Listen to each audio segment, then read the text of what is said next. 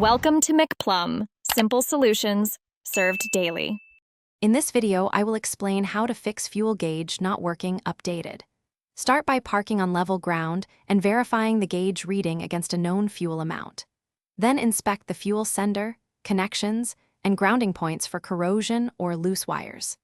Use a multimeter to test resistance values at the sender and gauge.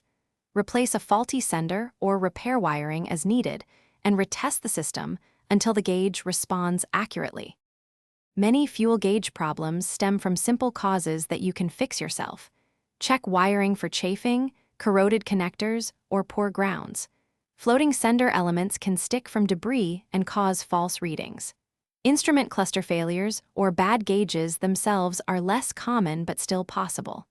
Always test the sender resistance, trace wiring back to the fuse box, and swap components when safe to isolate the bad part before replacing expensive modules.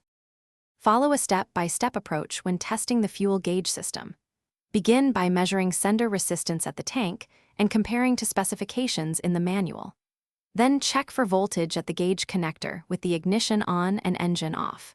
Wiggle wiring harnesses while watching the gauge for intermittent faults. If readings are out of range, replace the sender or repair wiring, then road test under varied fuel levels. Thanks for watching. Stay juicy and subscribe.